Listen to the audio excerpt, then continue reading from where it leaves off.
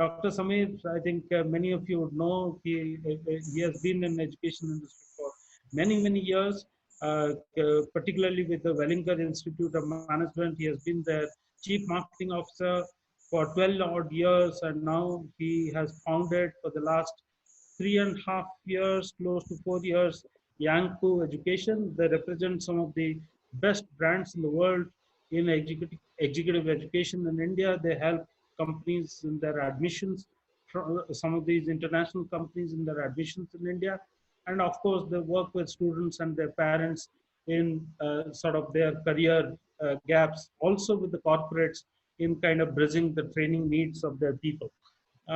Maybe now we will get into the first question, which is like, at this point of time, what it is that you see the current and how you see the future from your perspective. So, Dr. Samir, what are your thoughts? Okay, so hi, good evening, everybody. I will just break it into two or three areas, and I'll give you a context from where we come from, and so that you probably I will be able to explain better. So, what we are talking today about online education, pre-recorded lectures, and all this now. This is what I have been doing for almost now 15 years. So online and correspondence or pre-recorded or distance learning education as businesses which the world is seeing today or talking today has been existing for many years. So we launched a online MBA program in 2005 in Wellinger. Every year we do 40,000 numbers. And that is the number of students which we have been doing. So the basic areas which many of the online players are currently suffering from about quality, faculty not able to deliver, all those areas are sorted. So let's now come on the outcomes. What do this kind of education businesses where we are in? We take care of three kind of consumers or end outcome achievements. One is all of us work or to some extent work for university partners. So I work for the Harvard Business School online in India. I launched them in 2015. Okay. So, and there it is completely pre-recorded. And a faculty who is a 70-year-old faculty is able to deliver in a way because the learning teaching pedagogy is such, it is the Netflix of education. So the talent of the faculty is combined now with the program curriculum content teams and the team from Warner from 20th Century Fox, and the experience which we have been delivering, 60,000 people every year, is as if you are doing a movie, and it is absolutely case study based. It is for the millennials. So there are new ways of teaching learning aids which are coming. So that is where the outcomes become very relevant for the participants. So when we work for participants or our students, why are they learning from us? It is for getting the relevant jobs. So the entire idea of an education delivery model is to help them to stay relevant in their current jobs or probably stay relevant and be ready for the next job. So when a COVID kind of a situation comes and the workplaces get now entirely disturbed, existing kind of skills with which people are already working. You must have studied 10 years, 20 years, 25 years back. You must have done your engineering or an MBA program. That skill is not anymore relevant to solve problems of today and also of technologies of tomorrow. So the entire model in education will now work into nano size, pocket size, piecemeal programs. That is what will happen at the consumer level or by a person who is paying your fees. The fees can be paid either by the end student, which EduPrinceTeam kind of companies do, or it could be the coaching classes which Bharat is doing, or it could be company HRs where we deal with, either to train their own manpower or to get the new engineering lot of manpower who needs to be now taught business analytics because they didn't learn that in colleges. So people who are paying the money will now have to acquire skills which are very, very specific to fulfill the needs of the jobs of today, immediately what you are going to do. Similarly, when people are now going to be asked to leave or they are going to be sent on leave or sacked from the companies, they will be acquiring and needing a lot of skills now, which will help them to get the new jobs. And there are not going to be any jobs. It's only going to be freelancing, project-based and collaborative jobs in the future. That trend is becoming extremely clear. So if I was a MBA marketing 15 years back and I don't understand business analytics as a vertical, I would like to go for a 6 weeks program, which will now get me ready to get a collaborative freelancing assignment. Okay, in some company, or my company will keep only those people. So where do I do this programs? Because program content, what we online players also did in the past was we made a content and then we ran it for years together because India had the population, right? But it is not like that anymore. So content creation is a very, very Netflix, Hotstar kind of a story now. That's what we do. Second, universities themselves whom we represent have gone out of ideas and courses, very frankly, because they work with the same professors, the same UGC, AICT. So a new model parallel with what a Ronnie did now, or what Emeritus or Emeritus have done, what Eduritus have done, is the model of tomorrow. And many a times when we deal with CHROs and HR heads, they used to say, "Arey, wo course mein dum nahi hai, online distance learning." That will completely go away. So companies engage with me because I represent Harvard or a NMIMS, and they say, "Boss, these are the skill sets. Create the program. I will give jobs." It's all about the jobs and functionality now. So the programs will be very specific to solve jobs and give solutions and make money for companies. So companies are going to very aggressively accept online education programs. The next big market which emerges, so is the third consumer. So one was the paying consumer, second was the recruiter, and the next big consumer is going to be the universities. Universities run 10 plus 2, 10 plus 4, 12 plus 3 kind of programs across India. These universities will face very big challenges because there is a problem of quality of faculty, quality of the content, the infrastructure, bandwidth. All these universities will have no choice but to come with players like us to create content, players like us, players like you and everybody, to create degree programs. 12 plus, this degree concept in India will continue for more 3 to 5 years only. But then, like there is like my partners in US, like 2U, or for that matter, laureates, they create degree programs for masses, and these are accepted very well by the employers. Same trend will emerge in India now. So my MBA program from an NMIMS for people with 5 years experience is around 5 lakh rupees. And it has very superb acceptability from an HR to hire this kind of people. So the entire market is trying to replace the classroom-based infrastructure program delivery into an online base. And the new way of online, many Indians have not seen it here. It is not the EDX or the Khan or the Udacity or Udemy. Online has moved to a different level when we all start explaining this to companies and now make them go through this immersion process. These degrees are giving jobs. So that is where the entire education ecosystem and the upskilling and uplearning segment will continue. There is a huge market which I feel is going to emerge, and so we will like to hire employees like this, which is what people see. The entire world works in a market which is 2 years to 24 years. You know, the education, 99% of the business is there. But the big market which at Yanko we feel is from 25 to 70-year-olds who will keep upskilling 7 to 8 different skills throughout the time. So our manpowers also have to have the maturity to deal with a 60-year-old retired person who had X skills in his career, but he has 10 more years of his life because he is going to be healthy and he is going to be working till the age of 75. Life expectancies are growing.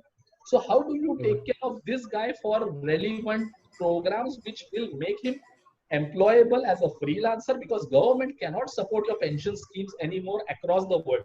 And when I'm saying about this audiences, as a company, we work in 50 countries. So every country has different social service schemes, you know. So Europe is now pulling its hands out completely.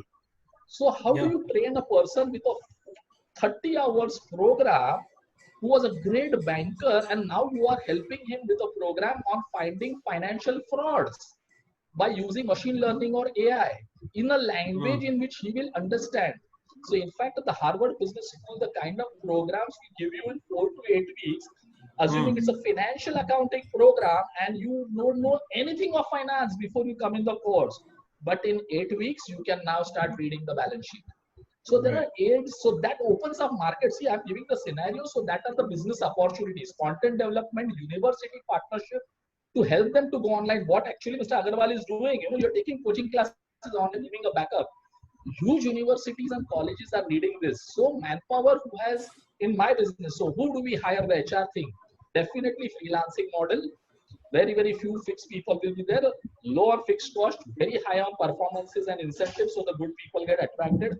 Again, what Survi said, huge amount of women workforce who was not coming to a lower Parel office or a Whitefield in Bangalore will now be our go-to person, because we will skill her. This woman, again, I am looking it from the business point of view. This woman who Right. wanted to come in the business after a sabbatical, she needs a 6-week, 8-week, 10-week program.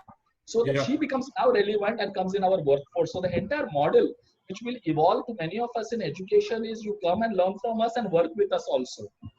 So that is the Sure. way the models will evolve, and so the people with that maturity to explain this kind of concepts. You know, a lot of edupreneurs Sure. now, a lot of people will lose jobs and will become entrepreneurs. They don't know a Right. shit about entrepreneurship. Probably a Right. module of entrepreneurship which will help him now online to really start something is the next probably big wave which we can capitalize on. And Yeah. so the people who understands the language of entrepreneurship. So this is the way I think Sure. the markets are evolving in education. Sure. Yeah, that's from So me. Yeah.